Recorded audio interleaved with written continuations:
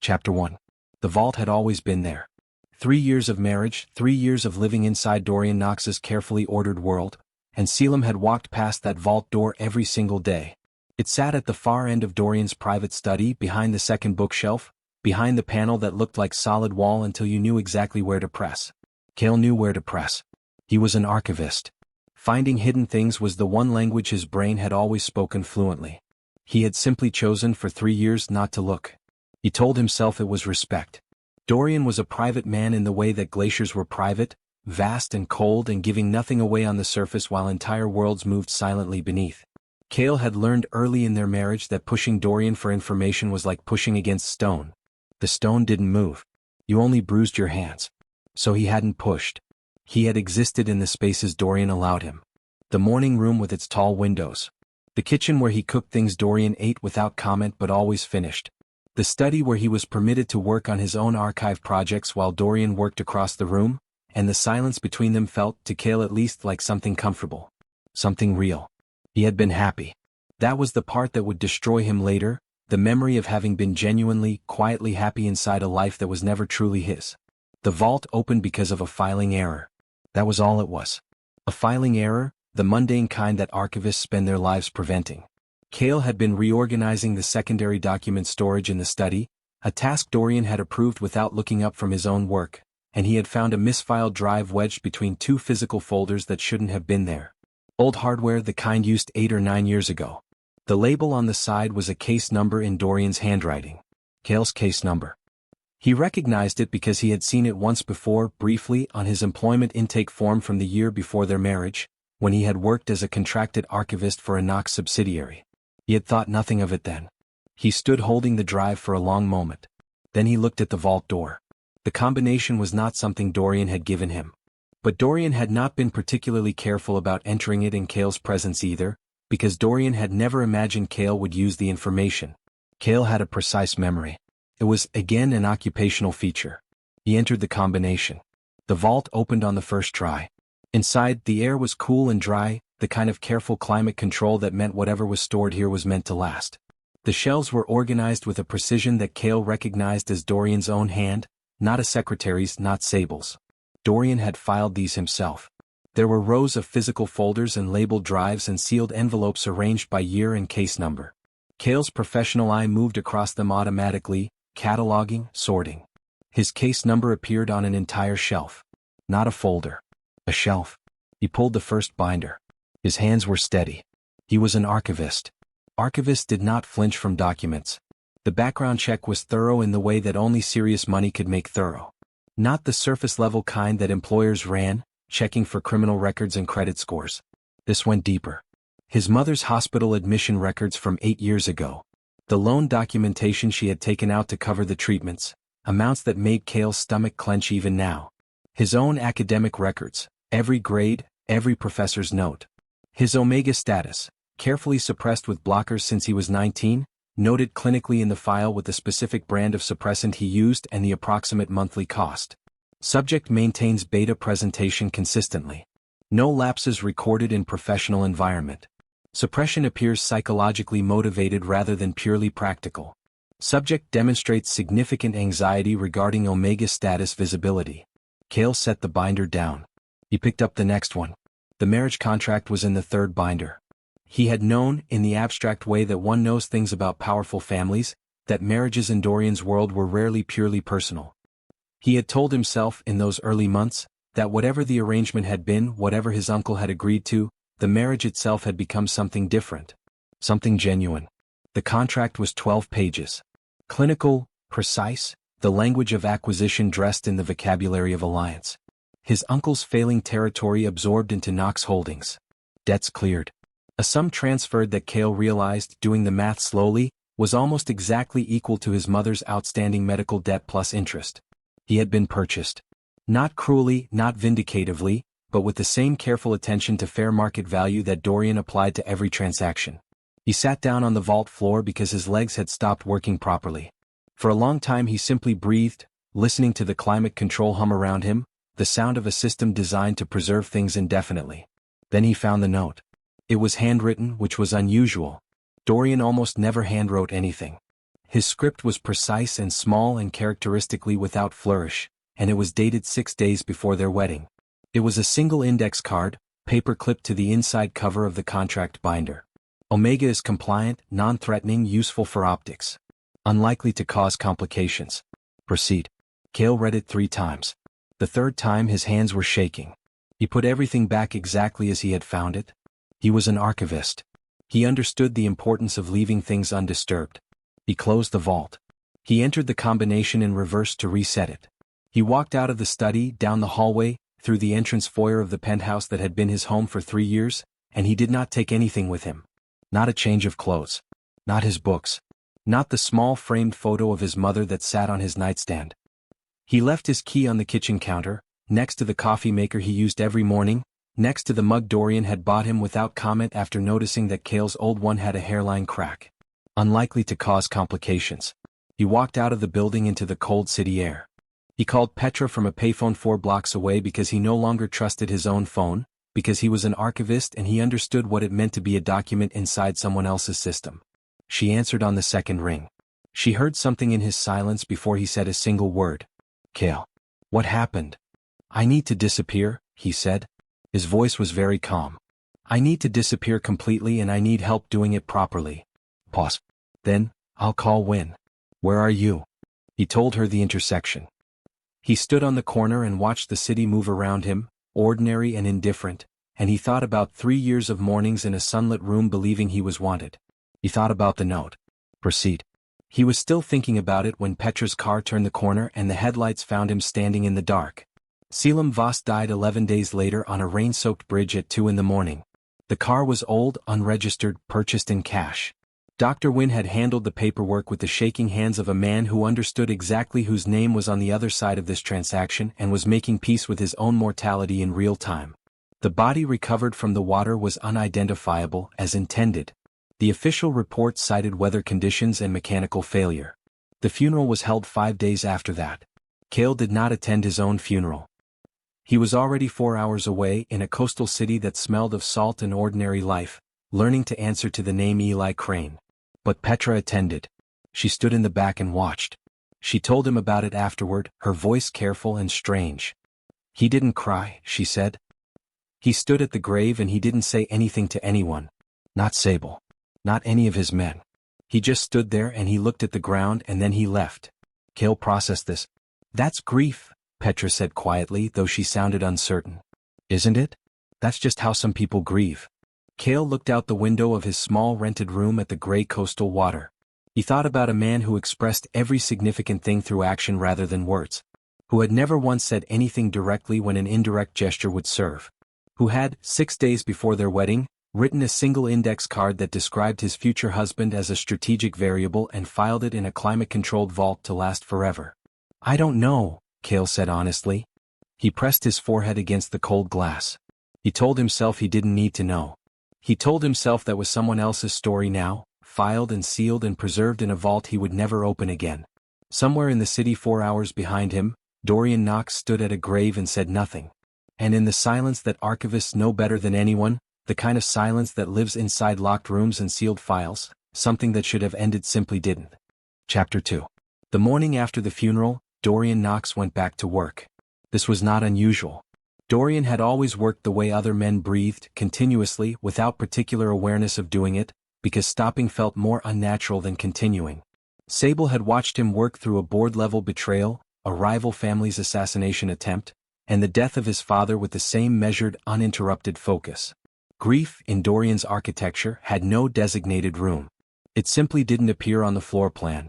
So she was not surprised when he arrived at the office at 6 in the morning, the day after they buried Selim Voss, in a suit that was perfectly pressed and an expression that gave nothing away. She was surprised by what he did first. He sat down at his desk. He opened his laptop. And instead of pulling up the morning's operational reports or the 3 pending acquisition reviews that had been waiting for his sign-off for 2 days, he opened the traffic surveillance system for the city's bridge network and began methodically pulling footage. Sable stood in the doorway of his office and watched him for a moment. Dorian. The incident report says the camera on the north approach malfunctioned, he said without looking up. 17-minute gap in the footage beginning at 1:43 in the morning. Weather conditions were poor but not sufficient to cause a system failure of that type. The camera model is rated for conditions 3 times worse than what we had that night. Sable was quiet for a moment. The investigation found mechanical failure. The investigation found what the conditions suggested. He scrolled. That's not the same thing. She crossed the room and stood behind his shoulder looking at the screen. The footage gap was exactly as he described. Clean edges on either side of it, the kind of clean that weather didn't produce. You think someone tampered with it? I think, Dorian said carefully, that I want to be certain. Sable looked at the side of his face. In 12 years of working beside this man she had developed a precise vocabulary for his silences. There was the silence of calculation when he was running variables.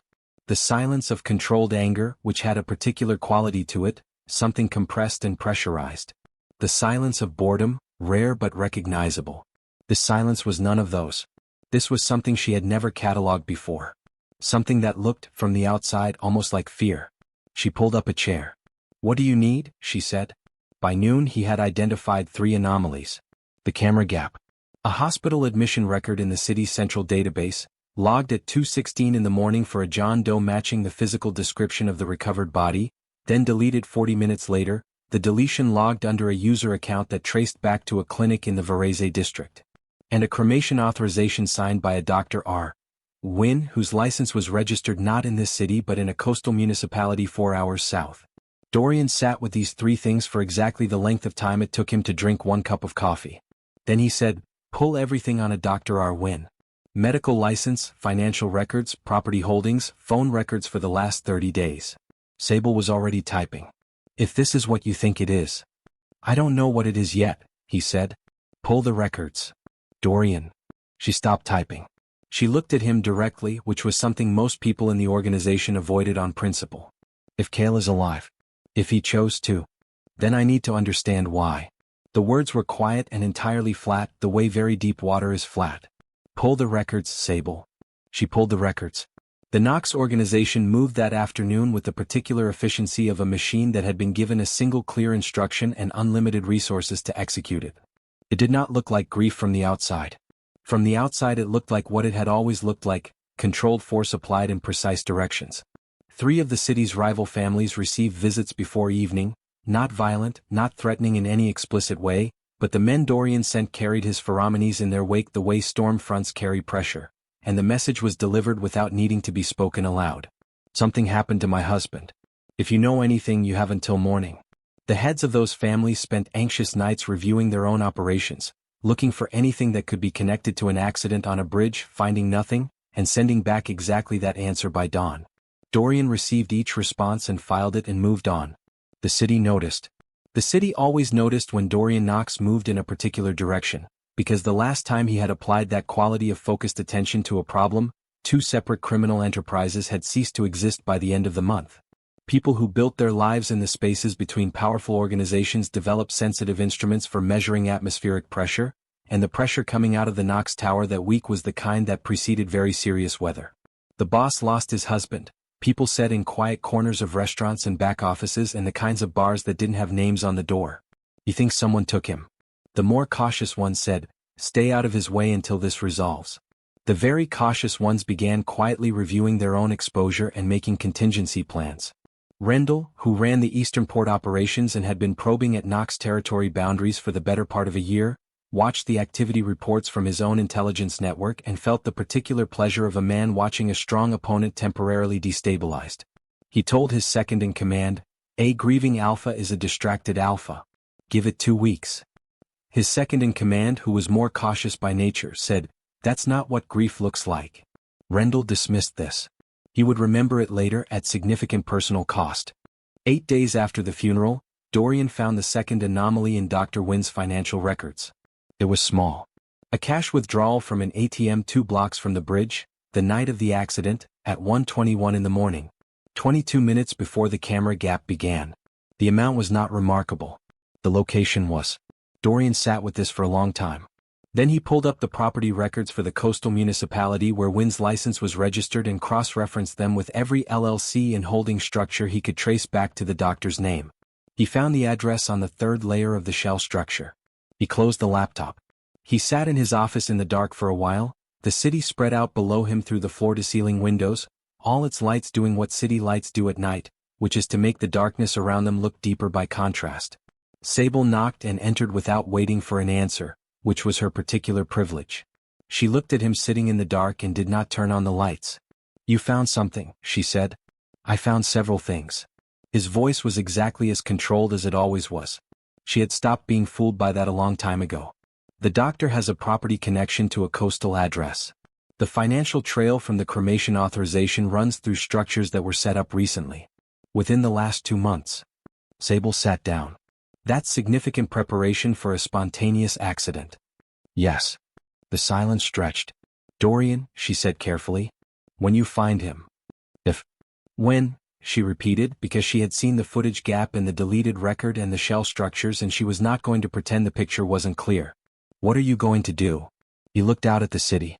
The lights of it, the vast ordinary machinery of a place that continued existing regardless of what happened inside any single life within it. "I'm going to ask him why," Dorian said. "And if you don't like the answer?" Pause. Longer than his pauses usually ran. "Then I'll have to live with that," he said. "But I need the answer first." Sable looked at him for a moment longer. Then she stood up. "I'll have a car ready at 5, she said. "No convoy. Just Lev driving." "Just me driving," he said. She stopped. "Dorian." "I said just me." She recognized that tone. She had recognized it, over 12 years, as the one that meant the conversation was finished and further argument would be absorbed without response or result, like water into stone. "Fine," she said. "But I'm telling you the address." He didn't argue with that. In a coastal city 4 hours south, Selim Voss sat in a small records office at the end of his shift, transferring paper documents to a digital system with the automatic competence of a man doing something his hands knew without needing his mind to supervise. His mind was elsewhere. It was often elsewhere these days. He had built a routine. He was good at routines. Wake at 6, walk to the harbor, watch the water for 20 minutes because the water here was different from the city water, less purposeful, less freighted with implication. Then the records office, 8 hours of work that asked nothing of him except precision and patience, both of which he had in quantities he no longer knew what to do with. Then the small apartment, the dinner he cooked out of habit for a portion size still calibrated for 2, the evening with his books.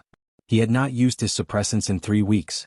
This was not a decision he had made consciously.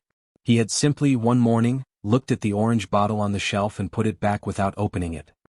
Here, in this city where no one knew him, where no one would look at him and see anything except a quiet records clerk who kept to himself, there was no particular reason to maintain the performance. He smelled like himself for the first time in 8 years. He didn't know what to do with that either. Petra had called twice that week. Both times she had said the same thing before he could redirect the conversation. "The city is not settling down, Kale. It's getting worse, not better." He had said, "That's expected. Grief makes people volatile." She had said, "This doesn't look like grief." He had said, "What does it look like?" She had been quiet for a moment. Then, "It looks like someone taking inventory of everything they own and checking it twice." He had ended the call politely and thought about that for the rest of the evening. Now he closed the last file on his screen, straightened the papers on his desk with the automatic neatness that 3 years of marriage to a man who straightened everything had apparently installed in him permanently, and stood up. He put on his coat.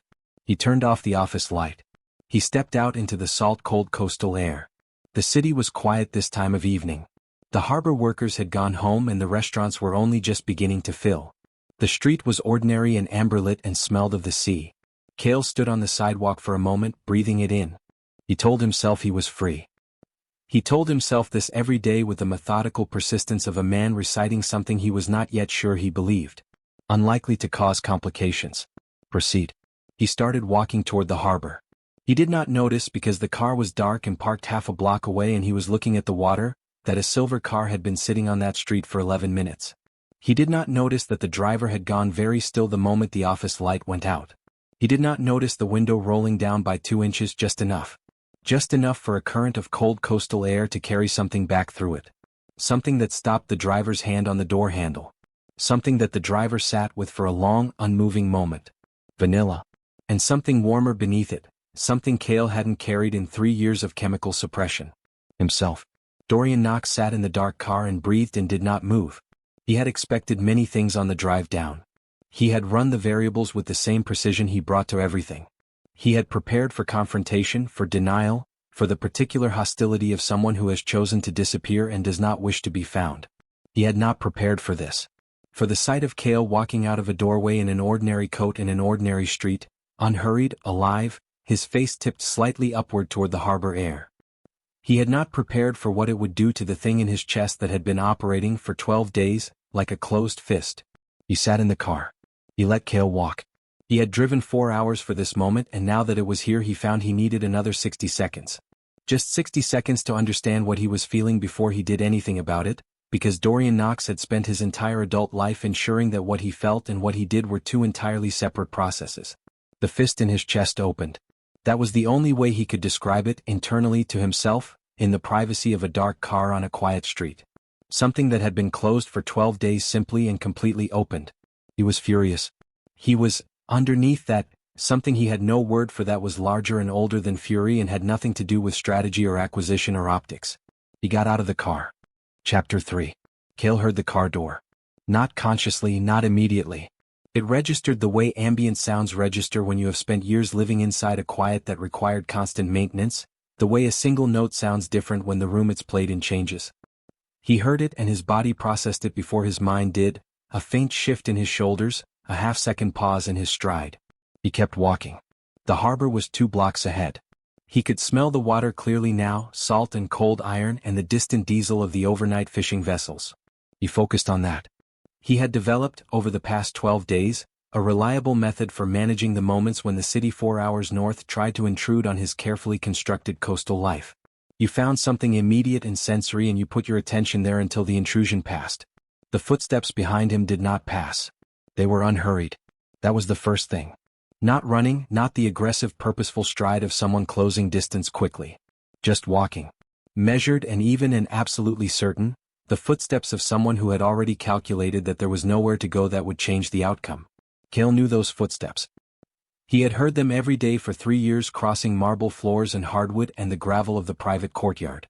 He had learned to track them through a penthouse the way you learn to track weather, unconsciously, because knowing where Dorian was in a space had become as automatic as knowing where the walls were. He stopped walking. He did not turn around. The footsteps stopped 2 meters behind him. The street was quiet. A distant restaurant sound, cutlery and low conversation.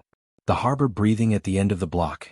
The particular silence of a coastal evening that had no idea it was supposed to be holding its breath.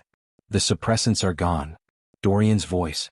Exactly as she remembered it, low and precise and carrying the kind of quiet authority that didn't need volume to fill a space. 3 words, and already Cale's body was doing things he resented it for, the involuntary recognition of an Enigma's pheromones, the complicated chemistry of 3 years of proximity reactivating without his permission. He turned around. Dorian looked exactly like himself. That was the thing Cale had not accounted for in any of his preparations for this moment, in any of the versions he had run in his head during 12 nights of inadequate sleep. He had imagined fury, cold and precise. He had imagined the controlled blankness that Dorian wore in boardrooms and at funerals and in every situation that required him to be unreadable.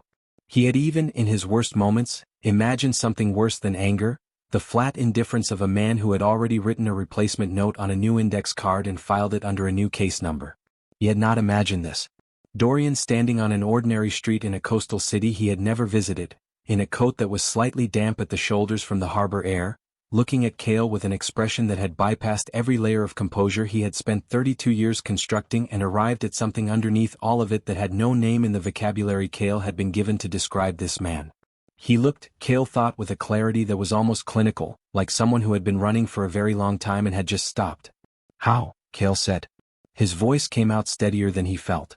"How did you find the camera gap?" Dorian said.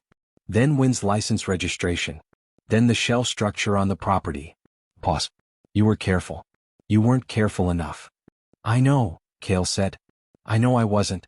I'm an archivist, not an operative." Something moved across Dorian's face at that. Something brief and unidentifiable. "No," he said quietly. "You're not." They stood on the empty street and looked at each other, and the 12 days between them sat in the air like weather. Cale spoke first because the silence was doing something to him he couldn't afford. "You should go back. Whatever you think happened, whatever you think someone did to me, it wasn't." "I know it wasn't," Dorian said. Cale stopped. "I know you're not dead, Cale. I know no one took you. I know you chose this. Each sentence measured and deliberate, placed with the precision of a man who had been preparing them for 4 hours of driving. I need to know why.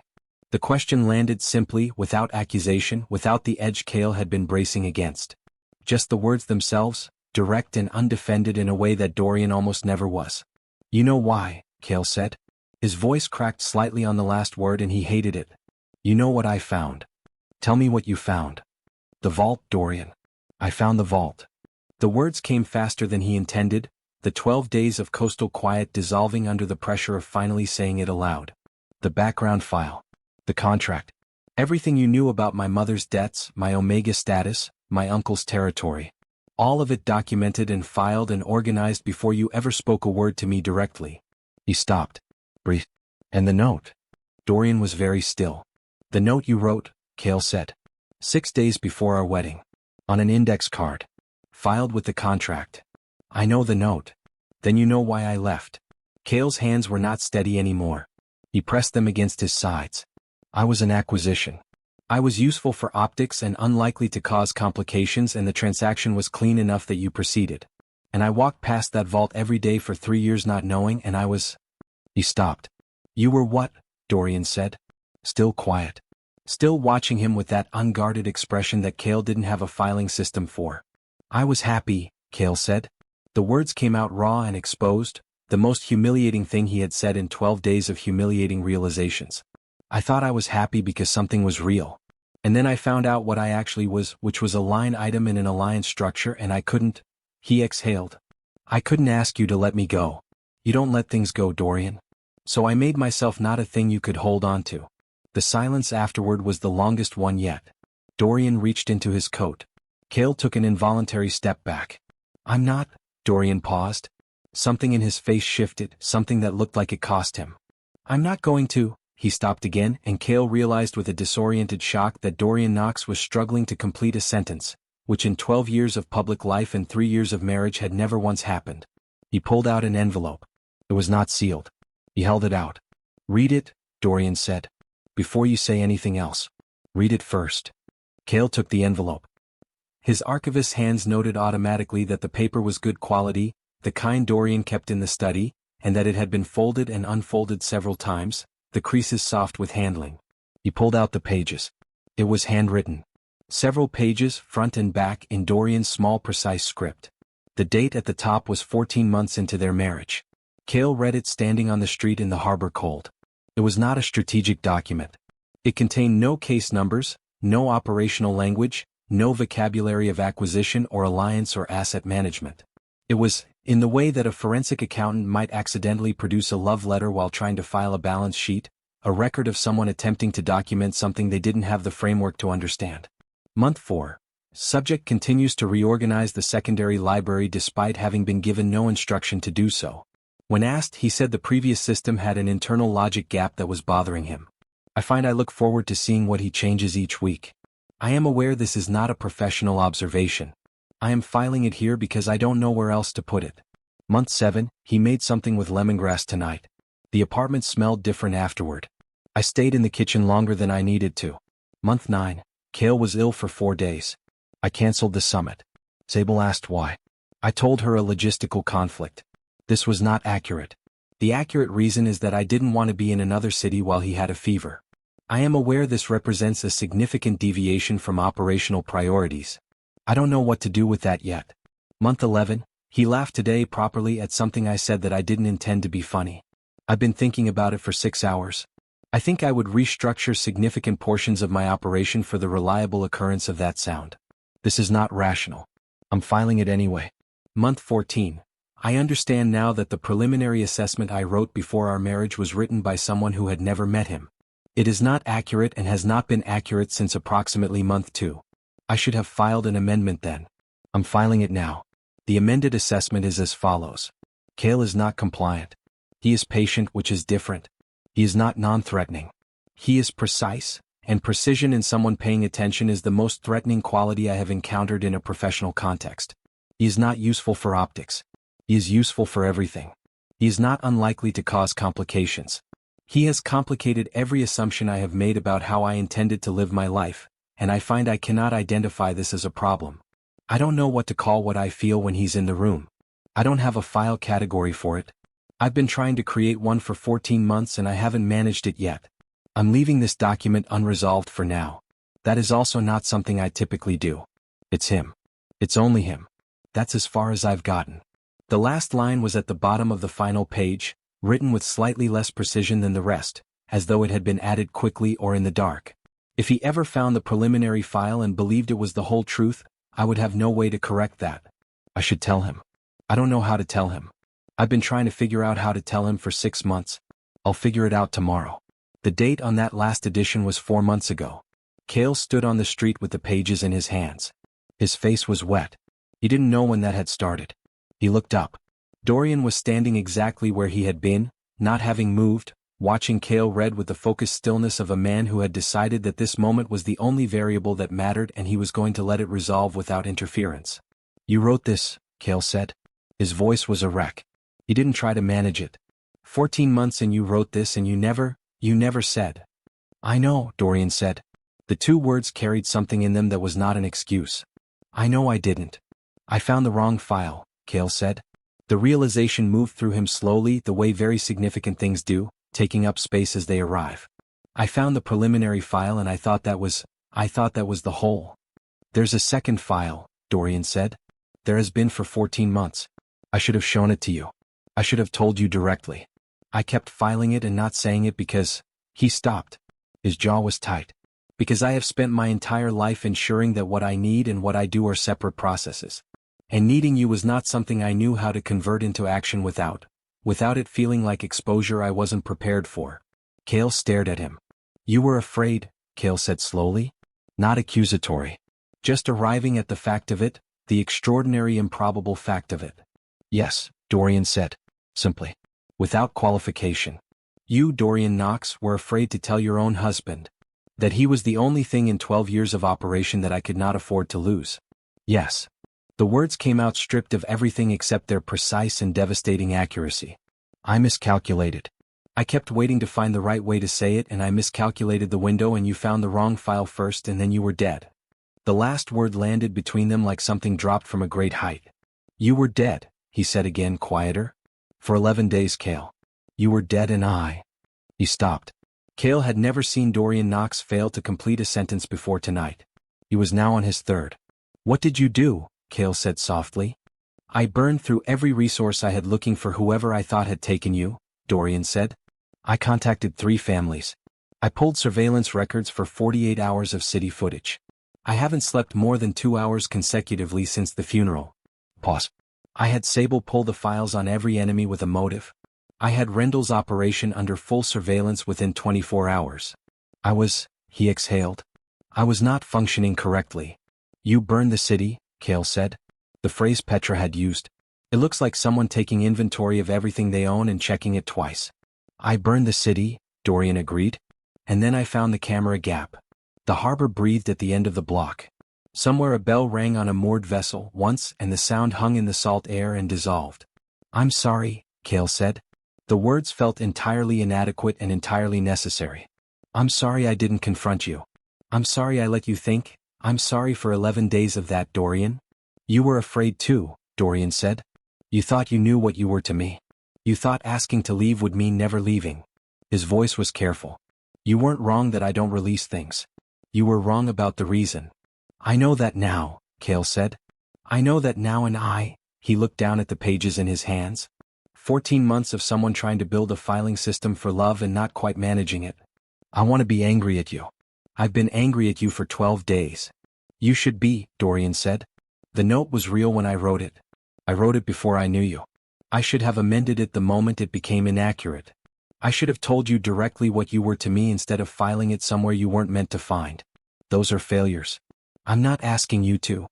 Dorian, Cale said. He stopped. Stop filing things, Cale said. Stop documenting it. Just say it. Out loud to me without the index card. The street was very quiet. Dorian looked at him. The Enigma composure was entirely absent and what was underneath it was enormous and unguarded and had clearly been there for at least 14 months waiting for exactly this instruction. I love you, Dorian said. I have loved you since approximately month 2 of our marriage, and I have been catastrophically bad at telling you so, and I am standing in a city I've never visited on a street that smells of harbor water asking you to come home because the penthouse is—" He stopped. Tried again. "Because I am not. I don't function correctly when you're not." "When I'm not there," Cale finished softly. "Yes. Month 7, Cale said. "You stayed in the kitchen longer than you needed to." Something shifted in Dorian's face. "You read that part." "I read all of it." Cale looked down at the pages again. Then he carefully, with the automatic reverence of an archivist handling significant documents, folded them back along their existing creases and returned them to the envelope.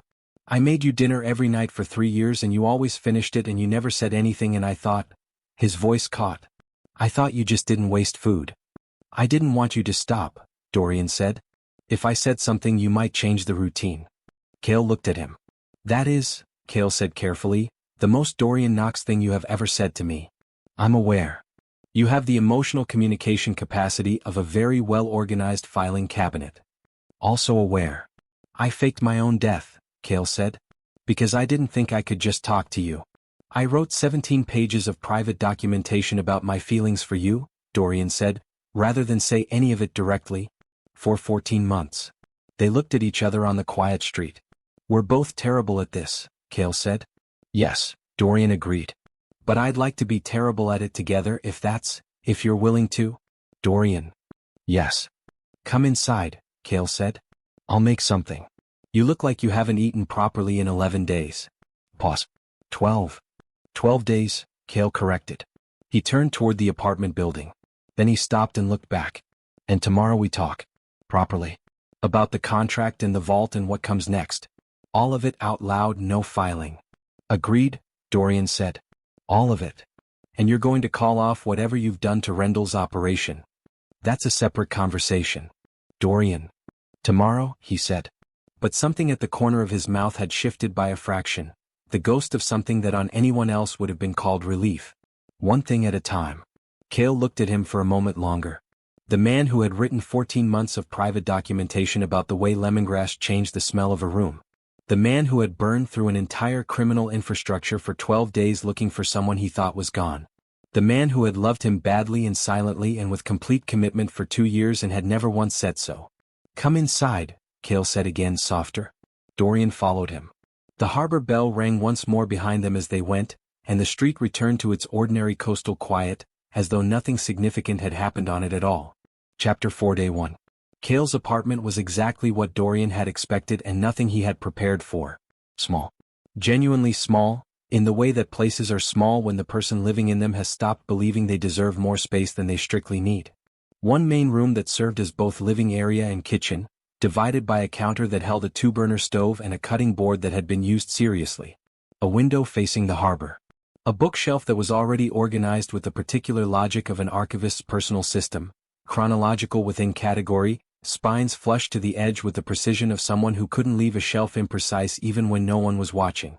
A small gray cat on the windowsill, watching Dorian with the frank hostility of an animal that has decided the new arrival is guilty until proven otherwise. "That's Moth," Cale said, setting his keys on the counter. "She doesn't like strangers."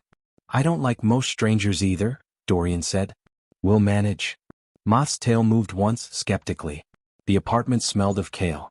Not the suppressed, chemically neutral version Dorian had lived alongside for 3 years, but the actual unfiltered version, warm and specific, the scent that had come through the car window on the dark street and opened something in his chest that he still didn't have adequate language for. It was stronger here, embedded in the walls and the fabric of the single armchair and the quilt folded over the back of the narrow couch. He had been living here as himself. Without the performance. Dorian stood in the center of the room and understood with sudden and complete clarity that the suppressants had not been about him. They had never been about him. Cale had been hiding since he was 19 years old, and Dorian had simply been the latest in a long series of environments that required the performance to continue. That understanding sat in him quietly while Cale moved around the small kitchen with the automatic competence of someone who had made peace with limited resources and decided to be excellent within them anyway. "Sit somewhere," Cale said without looking up. "You're making the room feel smaller." Dorian sat on the couch. It was not comfortable in the way his furniture was comfortable. It was comfortable in a different way, the way things are comfortable when they have been genuinely used. Moth watched him from the windowsill. He watched Kale cook. It was rice and something with ginger and whatever protein had been in the small refrigerator, assembled with the quick efficiency of someone accustomed to making good things from minimal ingredients. The smell of it filled the room within minutes, ginger and stock and the particular warmth of a real meal being made in a small space. Dorian's chest did something complicated. Month 7, he said quietly. Kale's hands stilled for a moment. Then continued. What about it? You cooked with lemongrass that night. I stayed in the kitchen because I didn't want to be in a different room than that smell. Pause. Then you. The cooking sounds continued. You could have said that. I know. At any point in the following 2 years, you could have said that. I know. Kale set a bowl on the counter without turning around. Come eat. Dorian moved to the counter stool. The bowl was simple, clean, exactly the kind of food that asked nothing of you except to pay attention to it. He ate in silence and Kale leaned against the opposite counter and watched him with the careful attention of someone checking work they're not sure about. It's good, Dorian said. I know it's good, Kale said. I've been cooking for 12 days with no one to feed and it's been profoundly unsatisfying. Dorian looked up. I cook for people, Kale said, with the matter-of-fact tone of someone stating a fundamental truth about their own architecture. It's how he stopped. You always finished everything. Every night for 3 years. I used to think it was just efficiency. It wasn't efficiency, Dorian said. I know that now. Kale picked up his own bowl. I know a lot of things now that I didn't know how to read correctly when I was inside it. They ate in the small kitchen with Moth observing from the windowsill and the harbor making its quiet sound beyond the glass, and the silence between them had changed its quality entirely from the silence on the street. That silence had been full of things unsaid.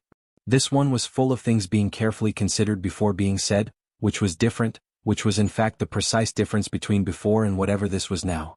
The contract, Kale said eventually. Tell me about the contract. Dorian set down his spoon. Your uncle came to me. Not the other way. His territory was failing and he wanted Nox protection. He had one asset he believed had value to me. Me, Kale said flatly. He presented you as a potential strategic match. He gave me your professional file, your academic record, your work history. He told me you were an excellent archivist and that you would be, his word, manageable. Dorian's expression moved slightly. I told him I would consider it. And then you had me investigated. I investigate everyone. That's not specific to you. The depth of that file is absolutely specific to me. Yes, Dorian conceded. Because somewhere in reviewing your professional file I found myself reading it a second time. Then a third. Then I had my team compile everything available because I wanted. He paused. I wanted to know more. About you. Specifically. Kale was very still. Before you'd even met me. Before I'd met you. Dorian looked at his hands on the counter. The preliminary assessment note was written for the contract file because the contract required a formal evaluation. It was accurate to what I knew at the time, which was nothing. The man who wrote it had never been in the same room as you. But you still proceeded, Kale said. Whatever you felt reading my file, you still entered a transaction with my uncle. I absorbed his territory because it made operational sense regardless of any personal arrangement. The marriage contract was secondary. Pause. But Kale. By the time we signed that contract, I had read everything available about you and I had requested that the terms be structured in your favor in ways your uncle didn't notice and didn't question because he assumed I was acting purely in my own interest. Kale frowned. What terms? The exit clause, Dorian said. Clause 17, subsection 4. In the event that either party wishes to dissolve the arrangement, full asset retention and a stipulated settlement in your favor, no contest, no delay. Kale stared at him. You had an exit, Dorian said quietly. From the day we signed it, you had a clean and well-resourced exit. I built it in because, he stopped. Tried again. Because even before I met you I found myself unwilling to structure anything that constrained you without your knowledge. The kitchen was very quiet. I didn't know that clause existed, Kale said. I know you didn't. I should have told you. Dorian's jaw was tight. I should have told you on the first day. I didn't because I was afraid you'd use it before I'd had any time to. The sentence ran into something and stopped. To what? Kale said softly. To become someone worth staying for, Dorian said. The words landed in the small kitchen and stayed there. Moth made a small sound from the windowsill. Neither of them looked at her. You built me an exit, Kale said slowly, because you didn't want me trapped. And then you never told me it existed because you were afraid I'd leave. That is an accurate summary of the contradiction, yes. Dorian. I'm aware of how that sounds. You are the most. Cale stopped. Put down his bowl. Pressed both hands flat on the counter. You are the most complicated, straightforward person I have ever encountered in my life. I've been told I'm difficult to read. You're not difficult to read, Cale said. You're written in a language that takes 3 years to learn, and by the time you're fluent something has already gone wrong. Dorian looked at him across the counter of the small kitchen in the small apartment above the harbor city. Teach me a better language, he said. I'll learn it. Cale looked at him for a long moment. Then he picked up both bowls and moved around the counter to the sink. There's a couch, Cale said. It's not long enough for you. I'll get extra blankets. I'll manage, Dorian said. You haven't slept in 12 days. Technically I've slept in. Dorian. The couch is fine. Cale ran water over the bowls. His shoulders had lost the rigid set they'd carried on the street. We'll talk more tomorrow, he said. There's more to say. But not tonight. Tonight you're going to sleep. And you? I'm going to sit with Moth and think, Cale said. That's what I do. I process things at night. You know that. He did know that. 3 years of Cale in the armchair at midnight with a book he wasn't really reading, his eyes going still and inward, working through whatever the day had left unresolved. Dorian had always stayed in the study on those nights rather than going to bed, not wanting to break something that looked important. He had never told Cale that either. Good night, Dorian said. Cale glanced back at him from the sink. There are extra blankets in the cabinet above the refrigerator.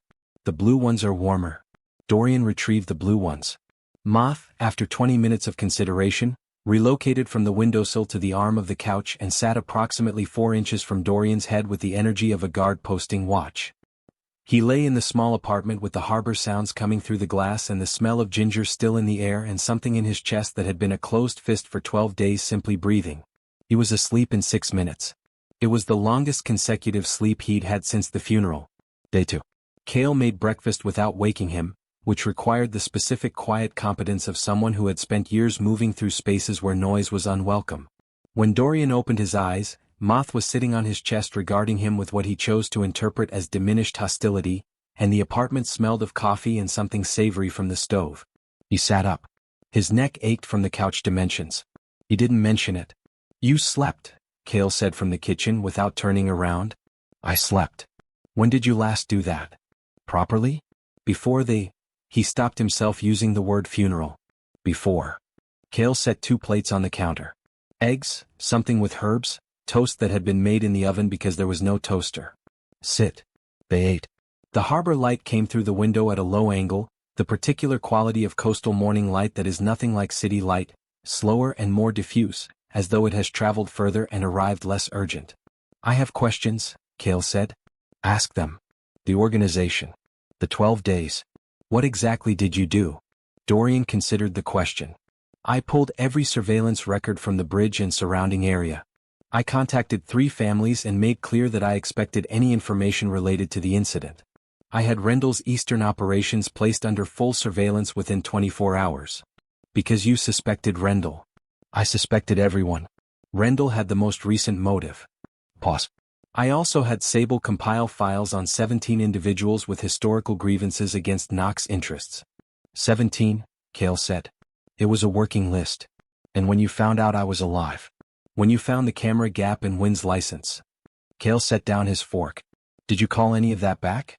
The surveillance, the families you contacted? Not immediately. Dorian. I needed to confirm you were alive first. Confirming required finding you. Finding you required. You drove 4 hours without telling anyone where you were going, Cale said. Sable knows you're here? Sable knows I'm in the coastal region. That's not the same thing. No. Cale looked at him with the specific expression he had worn during their marriage when Dorian had done something that required patience to address properly. Dorian had missed that expression with an acuity that surprised him now, the way you miss something you didn't know you'd cataloged. Call Sable, Cale said. Tell her where you are. Then call off whatever you've deployed against Rendell before it escalates into something that can't be walked back. Rendell has been probing the eastern boundary for. I know what Rendell has been doing. I did your archive filing for 3 years. I read the operational reports. Cale picked up his fork again. You're not going to start a territorial conflict because you were upset. That's not who you are. You don't know what I was prepared to do in those 12 days, Dorian said. His voice was quiet. I know exactly what you were prepared to do, Cale said evenly. That's why I'm telling you to call it back. You found me. I'm here. The reason for all of it is gone. He met Dorian's eyes. Call it back. Dorian looked at him across the small kitchen table. In 12 years of running an organization whose operational scope was large and whose methods were not always gentle, no one told Dorian Knox what to do. Sable recommended. His captains advised. His lawyers cautioned. No one issued a direct instruction and waited for compliance with the calm expectation of someone who already knew the answer. He pulled out his phone. He called Sable. Stand down the Rendell surveillance, he said when she answered. Full withdrawal. No contact, no incidents. He listened for a moment. I found him. He's safe. A pause during which Sable said something in a tone that didn't carry through the phone. I'll explain later. Stand down the operation. He hung up. Cale was looking at the harbor through the window. Thank you, Cale said. Don't thank me for doing the correct thing. You've been thanked for worse, Cale said mildly. The morning moved around them, unhurried, the way mornings do in places that are not built for urgency. I want to ask you something, Dorian said. Ask. The suppressants. You stopped. Cale was quiet for a moment. Yes. Here. In this city. Yes. Not in the penthouse. It wasn't an accusation. Just the fact of it placed carefully. No, Cale said. Not in the penthouse. He turned from the window. I started suppressing when I was 19 because my mother was sick and I needed to work, and Omega candidates at the firms I was applying to were filtered before they reached interview stage. It was practical then. He folded his hands on the table. By the time it wasn't practical, it was habit. And then it was armor. And then it was just who I had decided I was allowed to be. And here, Dorian said. Here no one knows me. So there was no one to perform for. He looked at Dorian directly. I wasn't performing for you specifically. I want to be clear about that. You never made me feel like I needed to. But you never stopped, Dorian said. In 3 years, you never felt safe enough, Cale said quietly. Not because of you. Because of me. Because I had been doing it so long I didn't know how to stop inside a life that felt real enough to lose. He paused. And then I found the file and I thought the life wasn't real and there was nothing left to lose, so I stopped. Dorian sat with that. I would like, he said carefully, for you to never feel the need to perform in our home again. I want to be clear about that. Whatever comes next, whatever you decide, that is not something I want. I know, Cale said. I know that now. Do you? Dorian said. Not challenging. Genuinely asking. Cale looked at him for a long moment. I read 14 months of you trying to document something you didn't have a category for, he said. Yes, Dorian. I know. The second day passed gently. Cale went to the records office for 4 hours and left Dorian in the apartment with Moth, his laptop, and strict instructions not to conduct any territorial operations from the coastal region. He returned to find Moth asleep on Dorian's lap and Dorian working through legitimate Knox business correspondence with one hand and scratching behind Moth's ears with the other in the automatic way of someone who has been doing it for an hour without noticing. He stood in the doorway for a moment and did not say anything. Dorian looked up. She came to me, he said, with the faint defensiveness of someone whose position has been compromised. I see that, Cale said. I didn't encourage it. She's very discerning, Cale said. It's a good sign. Something moved in Dorian's expression. Is it? It is, Cale said and went to start dinner. Day 3. On the third morning, Cale was at the harbor before Dorian woke. He stood at the railing where he had stood every morning for 12 days, watching the fishing vessels move on the early water, and he thought about the things that were true now that had not been true 3 days ago. Dorian loved him. Had loved him since month 2 of their marriage, had documented it with the earnest precision of a man trying to file something he'd never been taught to handle, had built him an exit he never used and never told him about because he was afraid of what Cale would choose if he knew he had the choice. Cale was angry about that. The anger was real and valid and he was going to say so clearly when the time was right. He was also, underneath the anger, something that he had not allowed himself to be in 12 days of coastal reconstruction, which was honest about what those 3 years had actually been for him. Not the acquired assets' grateful performance of a good marriage.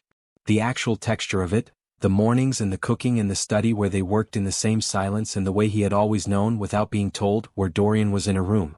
The way he had learned a person completely and called it professional observation and filed it under something other than its correct name because the correct name was frightening. "You're thinking very loudly," Dorian said from 2 meters behind him. Cale turned. Dorian had found the harbor on his own, which meant he had woken and followed Cale's scent without particular subtlety, and he was standing on the dock in yesterday's clothes with his coat open against the morning cold, looking like a man who had slept well for the second consecutive night and was cautiously uncertain what to do with that. "I want to go home," Cale said. Dorian went still. "Not because everything is resolved," Cale continued. "It isn't. There's a lot we haven't finished saying. I'm still angry about the clause you didn't tell me and the file you didn't show me and 14 months of documentation that lived in a vault while I stood in the next room." "I know," Dorian said. "And we're going to talk about all of it. Out loud, without filing systems, without index cards." "Agreed. And you're going to learn to say things directly before they're 12 months overdue." "I'm aware that's a significant developmental requirement," Dorian said. "I'll work on it." "You'll work on it with me," Cale said. "Not privately. Not documented and filed somewhere I'm not meant to find." "With you," Dorian agreed. The harbor moved around them, the early boats heading out, the lights still low and gray and salt-colored. "There's one more thing," Cale said. "Tell me." "I'm not going back as what I was before. The performing version. The beta presentation, the suppressants, the version of me that was useful for optics." He held Dorian's gaze steadily. "I go back as myself. Whatever that requires changing in how the organization operates, in how I'm perceived by people in your world, that's a conversation we have together and we figure out together.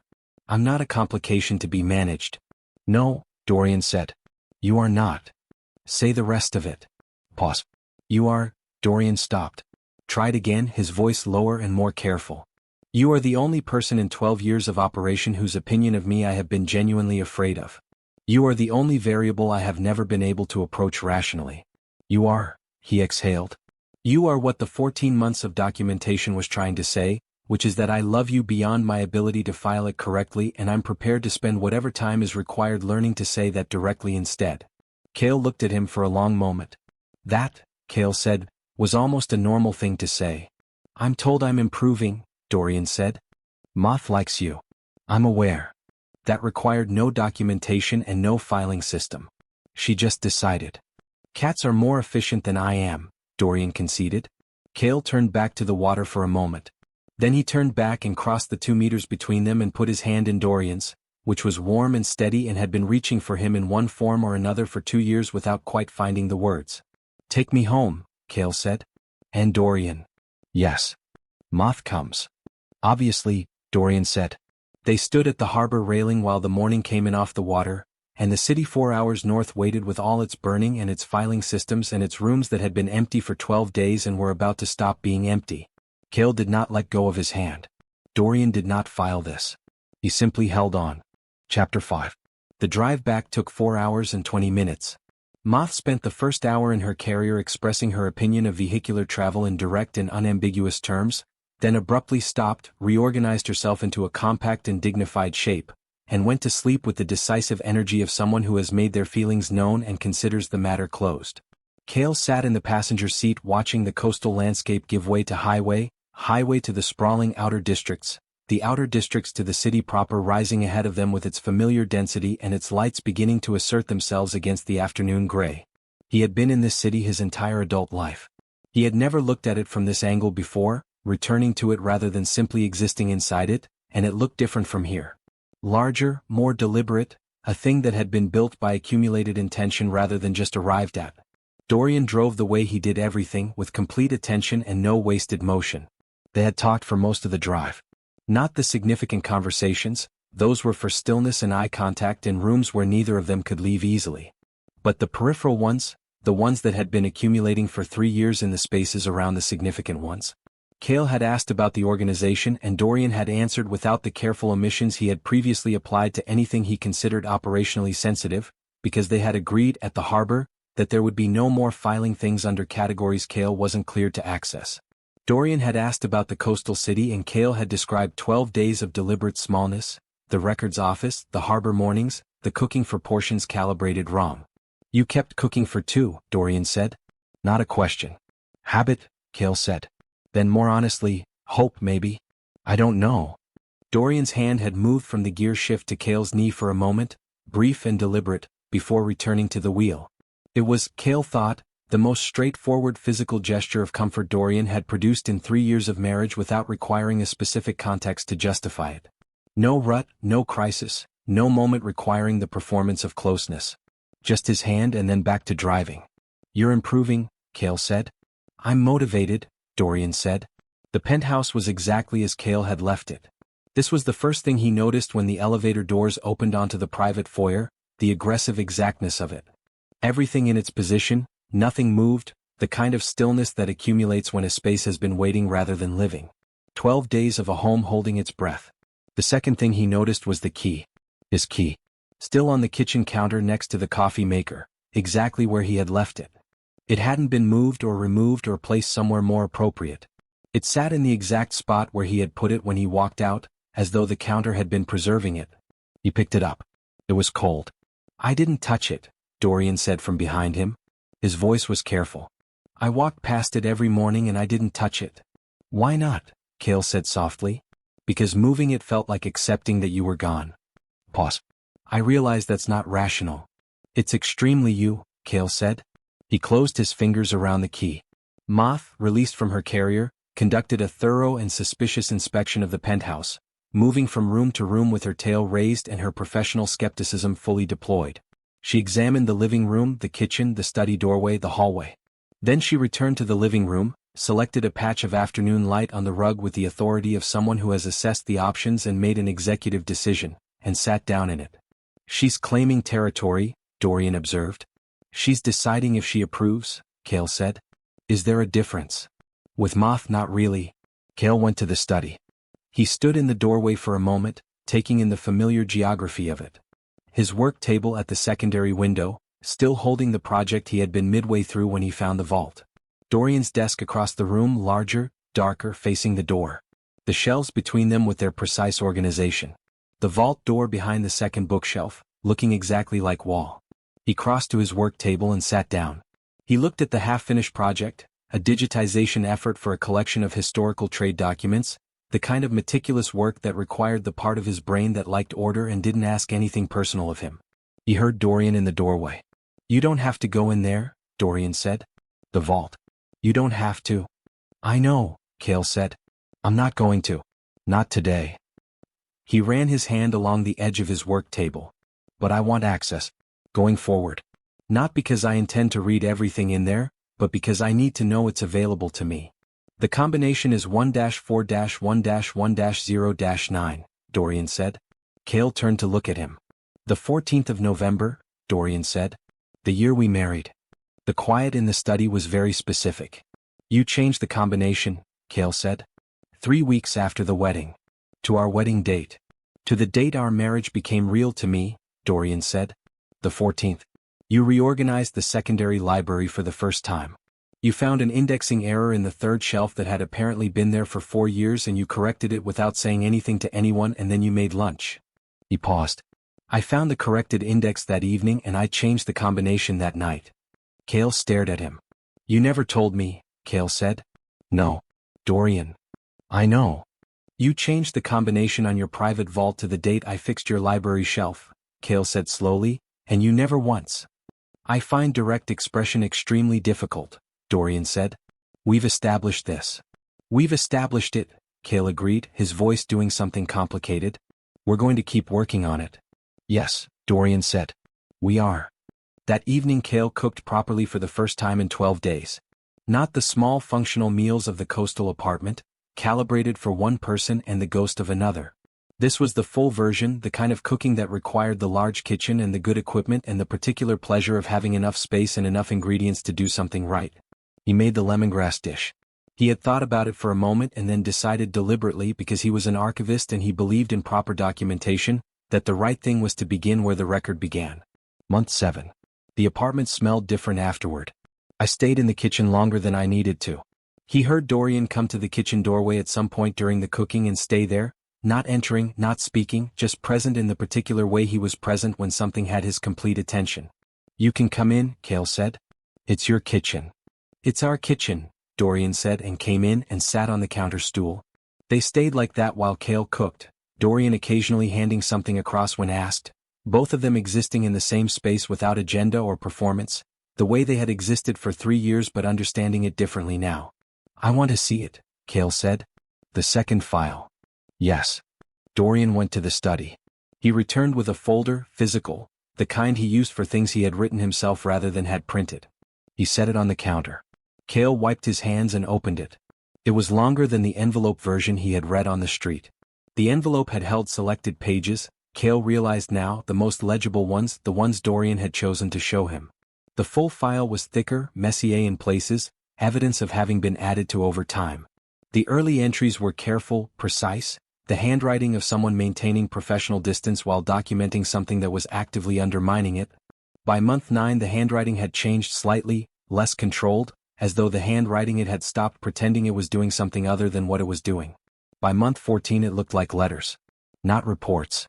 Cale read it standing at the kitchen counter while the lemongrass simmered, and Dorian sat on the stool and watched him read without saying anything, which was its own form of statement. Month 18. He has started leaving his books in the study. Not all of them. Specific ones, the ones he's currently reading, placed on the corner of his work table with their spines out. I have rearranged my own desk twice to ensure his table receives adequate light from the window. I haven't mentioned this. He hasn't appeared to notice. I think he notices everything. Month 22. Cale told me today that the secondary archive project was finished. He said it as a factual statement while looking at the project rather than at me. I realized I had been assuming the project would continue indefinitely. I understand now that I had been assuming this because it meant he would continue to be in this room indefinitely. I need to commission a follow-up project. I am aware this is a form of manipulation. I am doing it anyway. Cale looked up. You commissioned the Bellerin collection digitization. Yes. That was a 14-month project.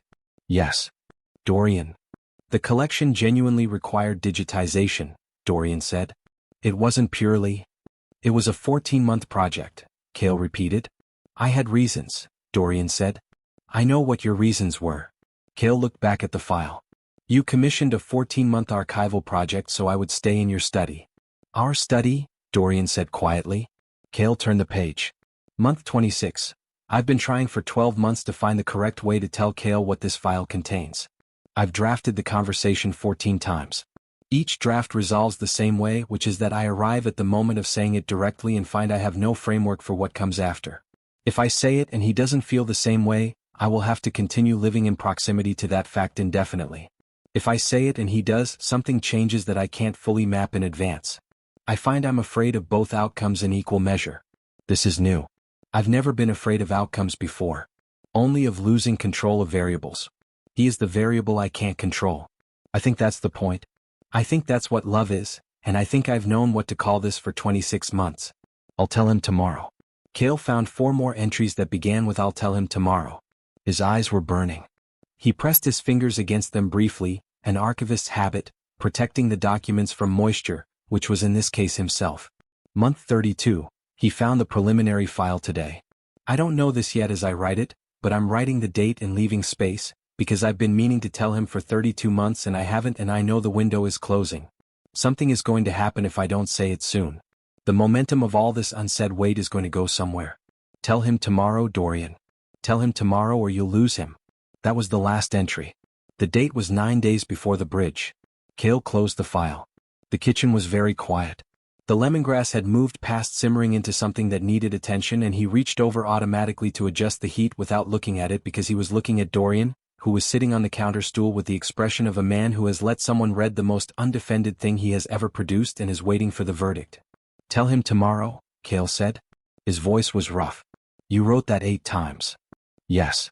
And then I died before tomorrow arrived. Yes. And you burned the city. Yes. Cale set the file down carefully. He moved around the counter. He stopped in front of Dorian and looked at him directly, close enough that the Enigma pheromones moved in the air between them, not aggressive, not a display, just present, cedar and cold rain and the particular mineral depth of someone who has been running on fright and relief for 2 weeks and is only now beginning to believe the emergency is over. Tell me now, Cale said. Not a file. Not an index card. Not documentation. Tell me now, out loud, and then I'll tell you, and then we'll have both said it in the same room at the same time and there won't be a filing gap anymore. Dorian looked at him. In 12 years of leading an organization and 32 years of being a person, he had said difficult things cleanly and hard things without flinching, and things that ended negotiations and things that ended careers. He had never once said the specific combination of words that his entire filing system for the last 32 months had been trying to work up to. "I love you," Dorian said. "Selim. I have loved you since the 14th of November 3 years ago, when you fixed a shelving error that had been irritating me for 4 years without being asked and without mentioning it. I loved you through 32 months of not saying so, and 12 days of believing you were gone, and 4 hours of driving, and 3 days in a city that smelled of harbor water. I love you, and I'm sorry it took me this long to say it in the correct format, and I intend to say it regularly going forward without requiring documentation to motivate me." Cale's breath came out unevenly. "The correct format," he said. "Direct. Verbal. In your presence." "That's the one," Cale said. "That's the format." He put his hand on the side of Dorian's face, his archivist's hand that had handled fragile things carefully for years, and felt Dorian go very still under the touch, the way significant things do when they're finally being held properly. "I love you. I loved you by month 4, and I spent the rest of it calling it something else because I was afraid of what it meant to love someone I thought didn't choose me. But you built me an exit and changed your combination and commissioned 14 months of work to keep me in the study and wrote 32 months of letters you never sent me." His thumb moved against Dorian's cheekbone.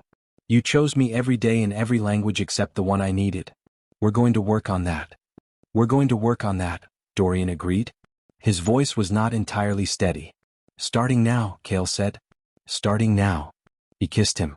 Not the desperate collision of the street or the careful negotiated quality of the coastal days. Something else, something that had the weight of 32 months of documentation behind it and the particular relief of two people who have found the same room after a very long time of leaving notes for each other in empty ones. Dorian's arms came around him with the kind of certainty that had nowhere left to be restrained.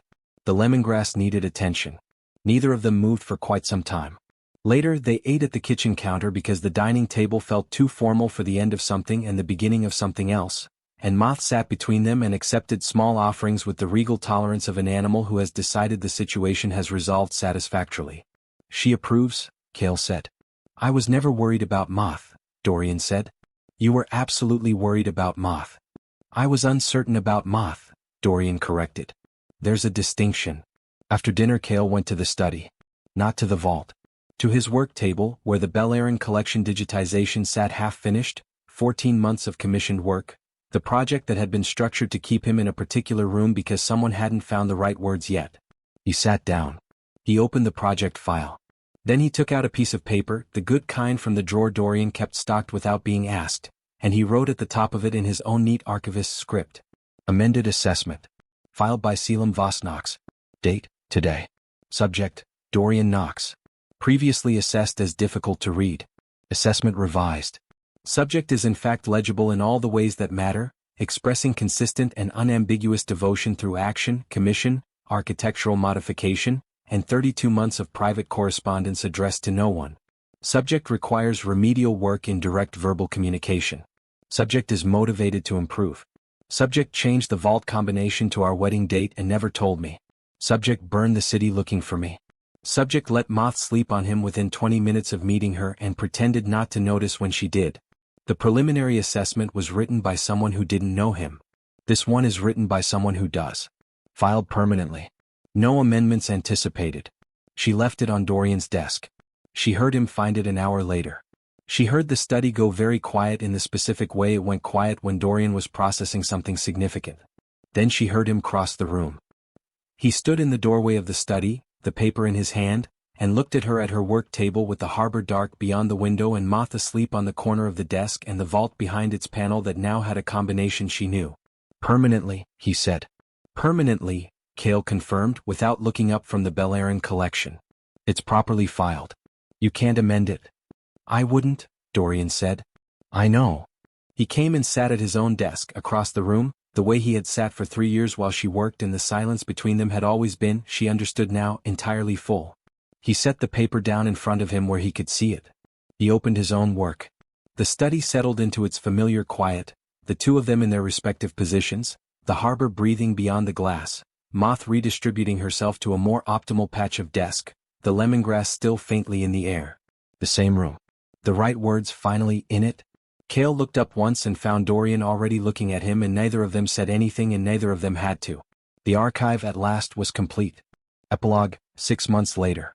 The Knox organization's new chief information officer had an unofficial reputation that spread through the criminal and legitimate business communities of the city with the particular efficiency of things people aren't sure they're supposed to know. He was quiet. He noticed everything. He had complete access to every file in the organization and the professional background to understand all of it. He sat in on senior operational meetings and said very little, and when he did say something, Dorian Knox listened with an attention he applied to no one else. He was also, according to Sable, the only person in 12 years who had ever told Dorian Knox directly what to do and been obeyed, which she considered the most significant intelligence development in the organization's recent history. "Is it true," a new associate asked her one afternoon, "that he faked his own death?" "Is it true," Sable said, "that when he did, the boss burned through 4 city blocks of criminal infrastructure in 11 days looking for whoever he thought took him?" The associate considered this. "Both things are true?" "Both things are true," Sable confirmed. "So you can draw your own conclusions about how things stand." The associate drew conclusions and treated the chief information officer with the kind of careful respect generally reserved for people who have demonstrated they are more significant than they appear. They were not wrong. On a Tuesday morning 6 months after the Harbor City, Cale was in the study working on a new project, a legitimate one this time, commissioned by the city's Cultural Heritage Board, when he heard Dorian come in. He didn't look up. He knew the footsteps. "There's something I want to tell you," Dorian said. "Tell me." "Directly. Verbally. Without documentation." Now Cale looked up.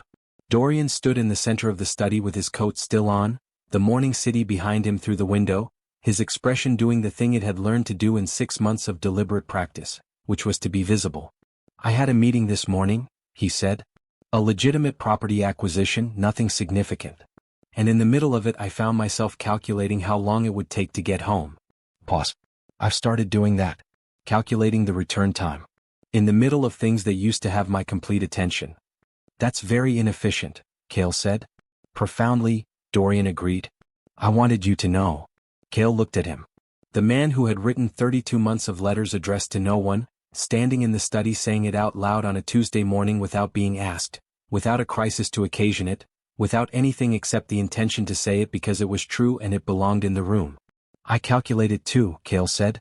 "From the records board office. I know the route takes 11 minutes and I know which light runs long. 12 minutes if the harbor road is busy," Dorian said. 11 if you take the cut through by the archive building. "I'll remember that." "You already know it," Cale said. "You drove it this morning." Something at the corner of Dorian's mouth. "I wanted to hear you say it." Cale closed his project file. He stood up. He crossed the study to where Dorian was standing in his coat with the city behind him and the vault door hidden in its panel and Moth conducting her morning patrol of the bookshelf in the background. He straightened Dorian's coat collar, a small unnecessary adjustment made for the pleasure of the contact. "Take your coat off," Cale said. "You're home." Dorian took his coat off. He was home. They both were.